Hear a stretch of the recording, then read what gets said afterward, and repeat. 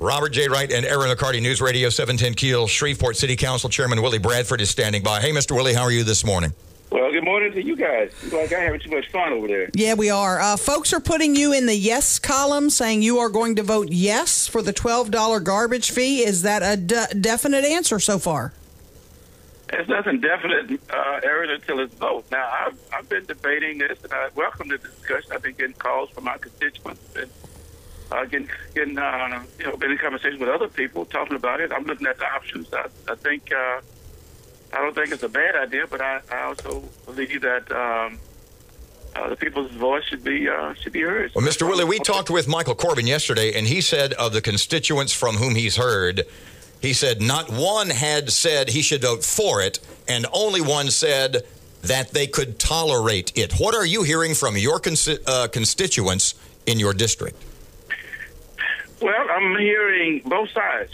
Robert, to be honest with you, I'm hearing both sides. I think the case can be made for both sides. I'm gonna continue to talk. I talked to some people off of Willow Ridge yesterday. They had me to come over, and it's a tough choice. But I gotta tell everybody, we have to consider how we got here.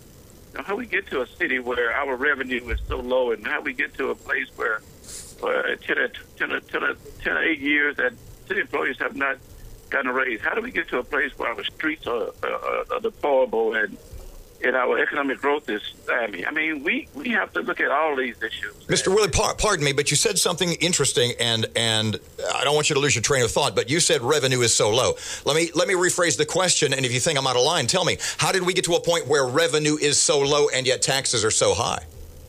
Well, again, I didn't create the taxes or the revenue stream, but what we understand that we have not reinvested in this city. We keep talking about that the glass is half empty, and I keep telling people, let's start refilling the glass. We can start reinvesting in people, in our businesses, in our African American business to grow. A lot of people believe that the African American side of town is a drain on the city, and I'm saying let's help the African American side of the city start developing new businesses and start growing and become a part of the mainstream tax base, and bringing forth some positive results from the whole city. But I'm saying, but to say things and not try to implement solutions, it's just whining. And I'm tired of our politicians whining about things that we're not willing to step out and do something about. Early in the conversation, you said you want to look at all the options. What are some of the alternatives? What options are on the table? Well, one option is to reduce the $12 collection fee to another number and try to evolve into a number that could sustain the garbage revenue fund. Another option is to which is not a positive option. We're trying to do what other cities are doing in maintaining, the services of the city with the availability of those options. Bossier and most of the city outside throughout Louisiana and the region are charging for trash pickup. Now, the other side of this coin, and which I really considered yesterday after talking to some constituents, is that do we force on people what they don't want? If this city don't want to grow, if people are satisfied with the way this city is being ran, even though, again, through the years we've had some very incompetent and I feel non-visionary leadership. You going to name names here? Well, I will name names, but I'm not in a position to do it now because it'll take too long. But my that's sad. Wow.